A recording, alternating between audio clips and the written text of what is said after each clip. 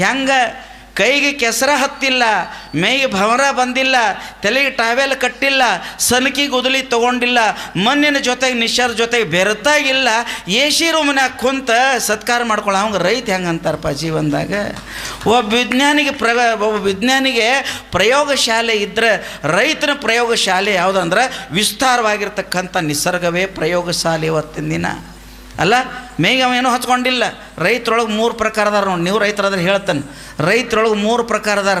ಮೊಬೈಲ್ನಾಗ ಒಕ್ಕಲ್ತನ ಮಾಡೋರು ಗೊತ್ತಾತನ್ರಿ. ಇದು ಹೆಂಗೆ ರೀ ಸ್ವಾಮಿಗಳು, ಮೊಬೈಲ್ ಮ್ಯಾಗ ಒಕ್ಕಲ್ತನ ಮಾಡೋಂದ್ರೆ ಗೊತ್ತಾತೇನ್ರಿ? ನಿಮ್ಮ ಪಾಪ ಗೊತ್ತಾಗಿಲ್ಲ ನಿಮ್ಗೆ, ಏನೂ ಇಲ್ಲ. ನೀರು ಹೋತಾನೆ, ನೀರು ದಾಂಡಿಗೆ ಬಂದಿಲ್ಲ, ಆಳೆಟ್ಟದಾವ. ಯಾರ್ಯಾರು ಏನೇನು ಮಾಡ್ರಿ, ಇಲ್ಲೇ ಮೊಬೈಲ್ ಮ್ಯಾಗ ಕೇಳ್ಕೊಂಡು ಇವ ಆರಾಮ್ ತಿರುಗಾಡ್ತಾನೆ. ಬುಲೆಟ್ ಮ್ಯಾಗಲ್ಲ, ಇವು ಮೊಬೈಲ್ ರೈತ. ಎರಡನೇದು ಒಡ್ಡದ ಮ್ಯಾಗ ಸುತ್ತ ಹಾಕವ ರೈತ. ಒಡ್ದ ಮ್ಯಾಗ ಸುತ್ತ ಹಾಕವ ಯಾವ ಗೊತ್ತೇನ್ರಿ? ಇನ್ಶರ್ಟ್ ಮಾಡ್ಕೊಂಡು ನಾನು ಇನ್ಶರ್ಟ್ ಮಾಡ್ಕೊಂಡೆಲ್ಲ ಪೌಡ್ರ್ ಹಚ್ಕೊಂಡು ಗಾಗಲ್ ಹಾಕ್ಕೊಂಡು ಮೋಟ್ರ್ ಸೈಕಲ್ ಮ್ಯಾಗ ಹೋಗಿ ಒಡ್ರ ಮ್ಯಾಗ ಹೊರಗೆ ತಿರುಗಾಡ್ದ. 2 ಕಲ್ಲು ಹೋಗದ, ನನಗಲ್ಲ. 2 ಕಲ್ಲು ಹೋಗದ. ಯಾರಿಗೆ?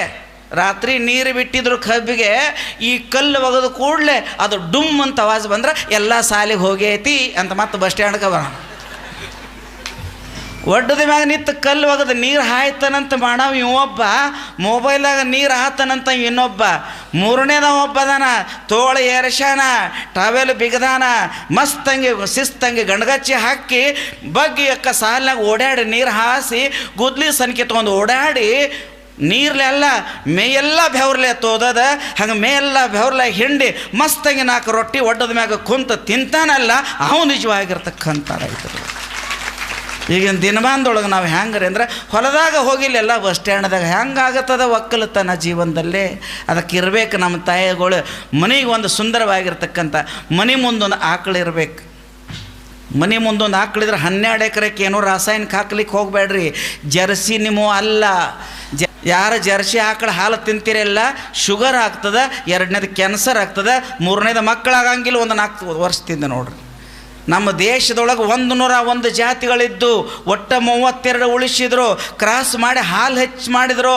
ನಮ್ಮ ದೇಶಿ ತಳಿ ಕೊಡಂಗಿಲ್ಲ ಅಂತ ಅಪವಾದ ಮಾಡಿ ಕಟಕರ ಲಕ್ಷ್ಮೀನ ಕೊಟ್ಟು ಮನೆ ಮುಂದೆ ಏನೋ ಹಂದಿ ಕಟ್ಕೊಂಡಿಲ್ಲ. ನಮಗೆ ಹಂಗೆ ರೈತರು ಅನ್ಬೇಕು ಇವತ್ತಿನ ದಿನ. ಯಾವ್ದು ರೈತ? ನಮ್ಮ ಬೇದರ ಸ್ವಾಮಿಗಳು ಅಂತಾರೆ ಅವ್ರ ಪ್ರಶ್ನೆ ಹೇಳ್ರಿ. ಒಂದು ಗ್ರಾಮ ಸಗಣಿ ಒಳಗೆ 15 ಕೋಟಿ ಜೀವಾಣುಗಳು ಇರ್ತಾವೆ.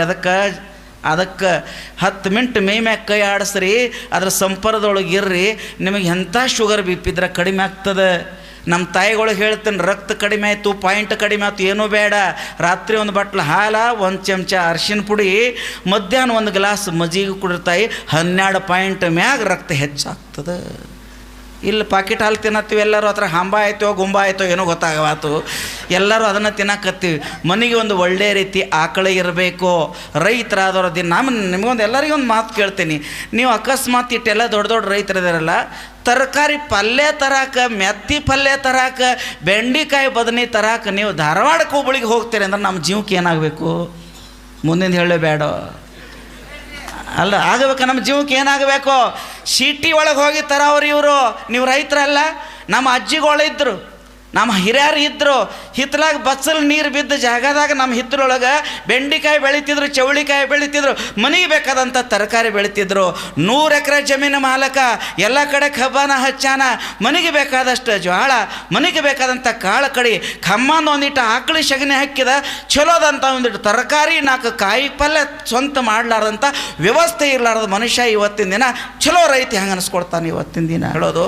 ರೈತರ ಮಕ್ಕಳ ತಂದ ಬಳಕ ನಿಮಗೊಂದು ಗೊತ್ತಿಲ್ಲ. ಹಳಿ ರೈತ ಹೆಂಗಿದ್ರೆ ಎಳ್ಳು ಹಿಡ್ಕೊಂಡು ಜೀವನಕ್ಕೆ ಹತ್ತುವಂಥ ಎಲ್ಲವೂ ತನ್ನ ಹೊಲದಲ್ಲಿ ಬೆಳಿತಿದ್ದು. 4 ಮೈನ್ ಗಿಡ ಇರ್ತಿದ್ದು, 4 ಹುಂಚಿ ಗಿಡ ಇರ್ತಿದ್ದು, ಎಳ್ಳು ಜೀರಿಗೆ ಹಿಡ್ಕೊಂಡು ಬಳ್ಳೊಳ್ಳಿ ಹಿಡ್ಕೊಂಡು ಎಲ್ಲ ಬೆಳಿತಿದ್ದ, ತರಕಾರಿ ಬೆಳಿತಿದ್ದ. ಬಹಳದರ ದೀಪ ಹಚ್ಚಕ್ಕೆ ಒಂದು ಕಡ್ಡಿ, ವರ್ಷಕ್ಕೊಮ್ಮೆ ಅರವಿ ಸಂತಿಗೆ ದೀಪಾವಳಿಗೆ ಹೋದಂದ್ರೆ ಎದಕ್ಕೂ ಇಲ್ಲ. ಮನೆದೆಲ್ಲನೇ ಇರ್ತಿತ್ತು, ಎದಕ್ಕೂ ಕೈ ಒಡ್ಲಿಲ್ಲ. 100 ವರ್ಷಗಳ ಪರ್ಯಂತರವಾಗಿ ಒಬ್ಬರಿಗೊಬ್ಬರ ಅಣ್ಣತಮ್ಮರ್ಗತೆ ಬೀಜ ಕೊಡ್ತಿದ್ದೀವಿ. 1000 ವರ್ಷ ಆದರೂ ಸಹಿತ ದೇಸಿ ತಳಿ ಹೋಗಲಿಲ್ಲ.